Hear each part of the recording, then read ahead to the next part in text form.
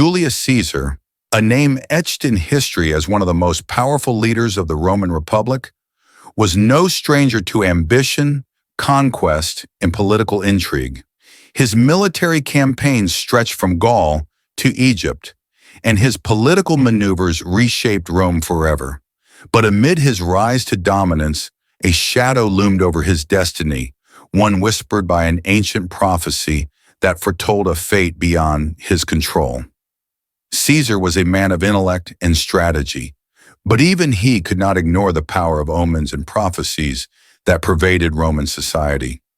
From the sacred flights of birds to the cryptic messages of the Sibylline books, Rome was a city that believed in the guidance of the gods. And so, when a revered seer warned him of impending doom, Caesar was forced to question whether the might of a ruler could defy the will of the gods. In the year 44 BCE, as Caesar solidified his grip on Rome, a mysterious soothsayer approached him during the festival of Lupercalia.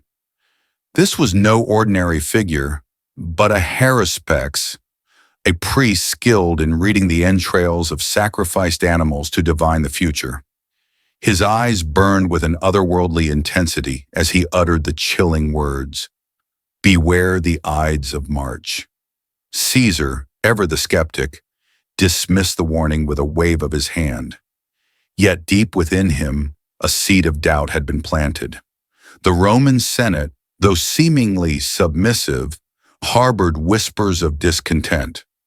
Many feared that Caesar aimed to crown himself king, a notion that struck at the heart of Rome's republican values. As the days passed, strange occurrences fueled the growing tension. Reports came of ominous dreams, where Caesar's wife Calpurnia saw him bleeding out in the Senate chamber.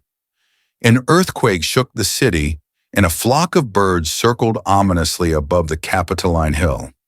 But the greatest sign of all came from a lost relic, an ancient scroll hidden deep within the Vestal Temple, revealing a forgotten prophecy.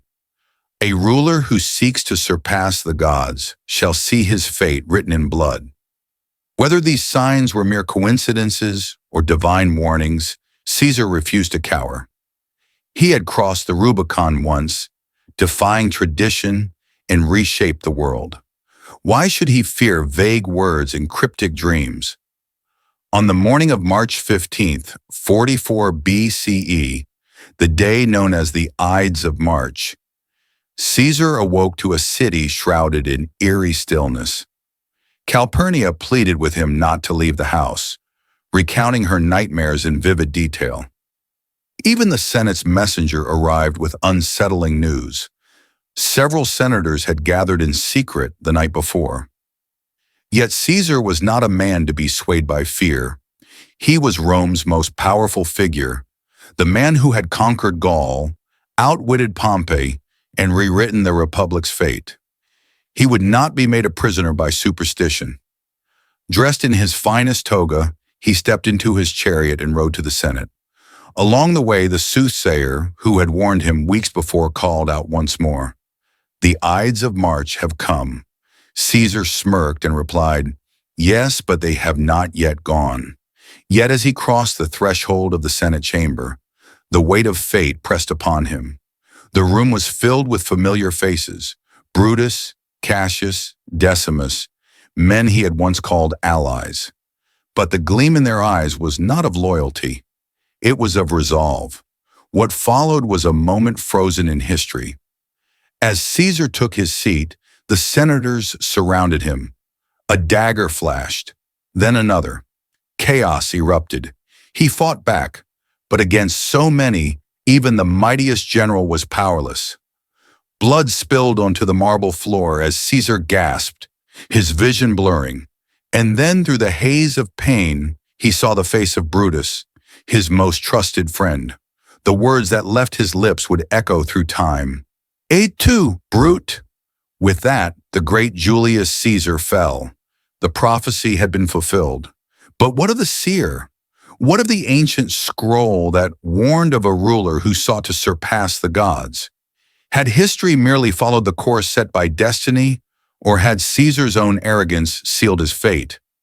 In the years that followed, Rome descended into turmoil.